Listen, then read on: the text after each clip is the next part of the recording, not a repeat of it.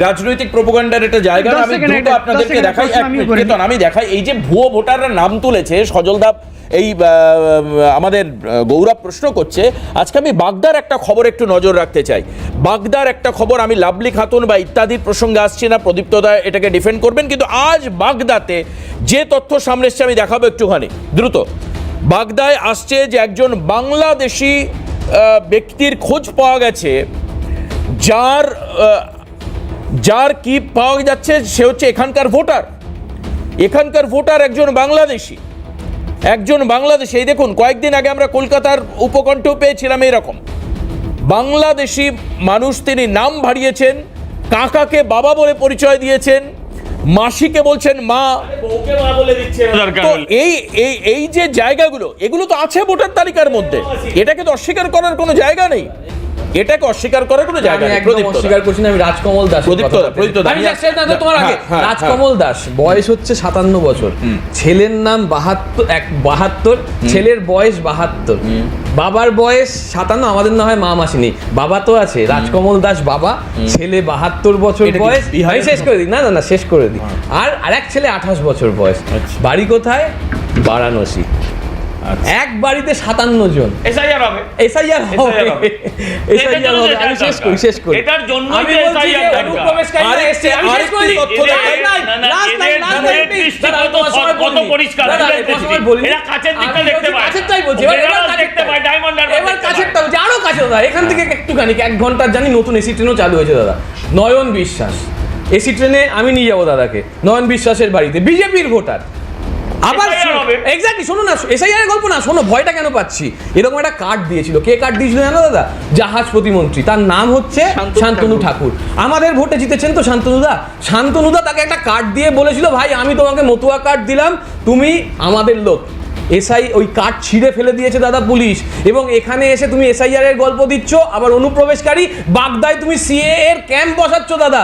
প্রবলেমটা এইখানে, পুলিশের বিরুদ্ধে ব্যবস্থা, ক্রোনোলজি, পুলিশের বিরুদ্ধে ব্যবস্থা, পুলিশ ছিঁড়ে ফেলেছে, রাজ্য পুলিশ আজ অবধি হয়নি, রাজ্য পুলিশ মহারাষ্ট্রের বিরুদ্ধে আজ অবধি হয়নি।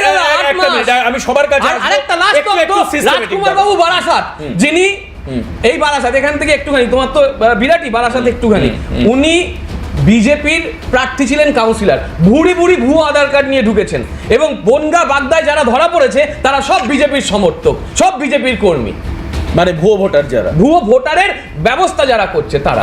আচ্ছা বেশ। এই ক্ষেত্রে পুলিশের বিরুদ্ধে ব্যবস্থার কথা সজলদা বলছিলেন, কিন্তু ইসিআই মনে করছেন যে রাজ্যের মুখ্য সচিবের সঙ্গে কথা বলা প্রয়োজন, সেই মর্মে তাকে ডেকে পাঠানো হয়েছিল, তলব করা হয়েছিল। কাল দিল্লি গিয়েছিলেন মনোজ পন্ত, আজ তিনি দেখা করলেন ইসিআই অফিসে। সম্ভাব্য প্রশ্ন কি করা হতে পারে আমি দ্রুত একবার আপনাদের টিভি স্ক্রিনে রাখবো। যদিও এই বৈঠক 1 ঘন্টার উপর চলেছিল, তিনি বেরিয়ে এসেছেন ইসিআই অফিস থেকে, কোনো তথ্য তিনি সংবাদ মাধ্যমকে দেননি। কিন্তু কি প্রশ্ন হতে পারে? ইআরও এবং এইআরওদের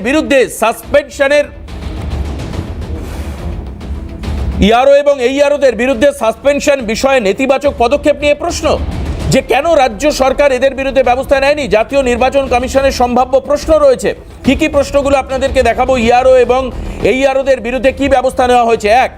দ্বিতীয়ত আমরা দেখতে পাচ্ছি কি প্রশ্ন করা হতে পারে, ইতিবাচক পদক্ষেপ না নেওয়ার কারণ কি জিজ্ঞাসা করা হতে পারে, কারণ তাদের বিরুদ্ধে এফআইআর করার নির্দেশ দেওয়া হয়েছিল।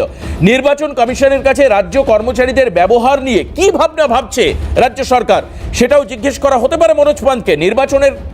নির্বাচন কমিশনের সিদ্ধান্ত কার্যকরের ক্ষেত্রে কোনো প্রশাসনিক বাধা আসছে কি, জিজ্ঞাসা করা হতে পারে আজকে মনোজ পন্তকে। পাশাপাশি ইআরও এবং এইআরওদের সাসপেনশনের ক্ষেত্রে কোনো রাজনৈতিক বাধা আছে কিনা, সেটাও কিন্তু জিজ্ঞাসা করা হতে পারে। এই গুরুত্বপূর্ণ 5টি প্রশ্ন করা হতে পারে। আমি প্রদীপ্তদাকে দিয়ে শুরু করবো। প্রদীপ্তদা, আজকে মুখ্য সচিবকে ডেকে পাঠানো হয়েছিল আগামী দিনে ভোট প্রক্রিয়ার ক্ষেত্রে। আমি একদম আপনাকে পরিষ্কার করে দিই, নির্বাচন কমিশনের অফিসকে ঘেরাওয়ের বার্তা আছে আপনাদের পার্টির তরফ থেকে। এসআইআরকে সম্পূর্ণভাবে কোঅপারেশন নন কোঅপারেটিভ মুভমেন্টে যাওয়ার কথা বলা আছে। বিভিন্ন জায়গায় বিক্ষোভ আন্দোলন করে এসআইআর হতে দেব না, এই স্ট্যান্ড পয়েন্টে আপনারা রয়েছেন। এখানে দাঁড়িয়ে 26-এর ভোটের আগে এসআইআর সম্ভব কিনা, আদতে আমার প্রশ্ন ভোট সম্ভব কিনা? না, ভোট সম্ভব কি সম্ভব না, আমি বলবো বাংলা বিজেপির কথা, যেটা এইমাত্র আমাদের দাদা বলে দিয়েছেন, যে কি একটা জারি করে তারপরে ভোট করা, সেটা নিশ্চয়ই ওরা ওদের মতন করবে, সেটা দেখে নেবে যে সংবিধানে সম্ভব কিনা। বাংলা বিজেপির কথা তো আমি তো বললাম, বাংলা বিজেপির কথা তো আজকাল খুব শুনছে না, যা বলছে ওখান থেকে অনুরাগ ঠাকুররা বলছে আর কি, এখন আর বাংলা বিজেপির কথা হচ্ছে না। এবার মুশকিল যেটা হচ্ছে যে একটা সংবিধান এর একটা ব্যবস্থা আছে 267 নম্বর ধারায়, সেটা হচ্ছে ইন্টারস্টেট কাউন্সিল।